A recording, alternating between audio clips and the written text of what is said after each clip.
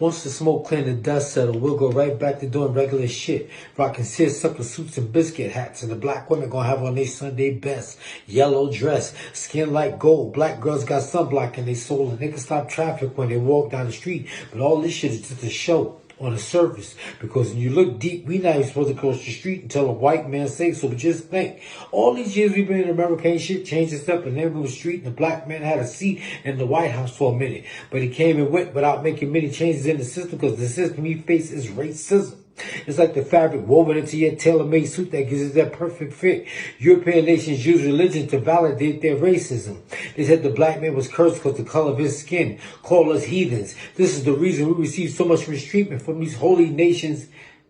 Oh, this is the reason we receive so much treatment from these other nations. But hold up. The Holy Bible ain't holy. It's more like an old school mixtape that's constantly updated and re-edited to suit the modern day and time. Every time you turn around, there's a new version. But here's my version. It was Tricky Dick Richard Nixon that classified single black mothers as welfare queens. He championed this message to make it seem like all of America's economical problems were black folks' fault. Now, how so? And what I don't get is how school books always find a way to omit how black people was brought to this country against their will and used as free labor to fulfill white people's dream of life, liberty, and the pursuit of property.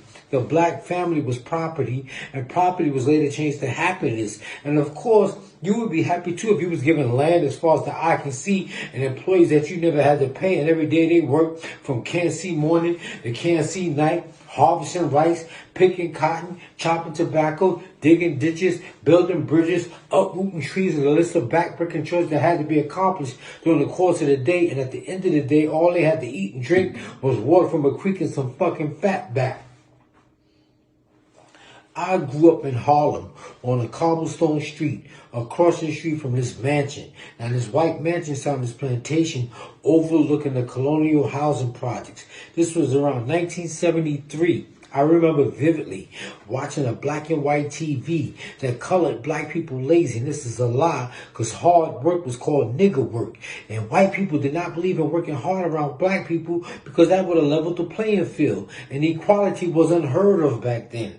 And today it's hypocritical. It's hypocritical today because we can't play tit for tat in a capitalistic society, and we don't own nothing, we don't control nothing, and nobody depends on black people for anything except the criminal justice system. In my opinion, this is one of the reasons that public schools look like prisons. It's a form of conditioning and social engineering. I was in IS-10 and 154 before the metal detectors came, and Cops and Robbers was a game we played because he was in the early stages of a mental illness that would later be described as, boy,